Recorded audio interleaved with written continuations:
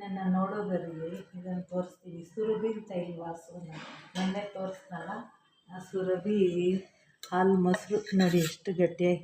ನಾನು ಇದನ್ನೆಲ್ಲ ಬೆರಣೀಲಿ ಕಾಯಿಸ್ತೀನಿ ನೋಡಿ, ಬೆರಣೀಲಿ ಕಾಯಿಸ್ತೀನಿ. ಸುರಭಿ ಹಸು ನೋಡಿದ್ರಲ್ಲ ನೀವು ನಿನ್ನೆ, ಆ ಹಸುದು ಮೊಸರು ನೋಡಿ ಎಷ್ಟು ಚೆನ್ನಾಗಿ. ಅದಕ್ಕೆ ನಾನು ನಿಮಗೆಲ್ಲರಿಗೂ ಹೇಳೋದು, ಒಂದು ಹಸುನ ಸಾಕಿ. ಹಸು ಸಾಕಿದ್ರೆ ನಿಮ್ಗೆ ಎಷ್ಟೆಲ್ಲ ಬೆನಿಫಿಟ್ ಇರುತ್ತೆ ನೋಡಿ. 3 ಲೀಟ್ರ್ ಹಾಲು ಅನ್ನಲ್ಲ, 3 ಲೀಟ್ರ್ ಹಾಲು, ಮೊಸರು, ಎಷ್ಟು ಗಟ್ಟಿ ಮೊಸರು. ಇದು ತುಂಬ ಚೆನ್ನಾಗಿರುತ್ತೆ ಮಕ್ಕಳಿಗೆ, ಒಳ್ಳೆ ಹೆಲ್ತಿ ಫುಡ್ಡು.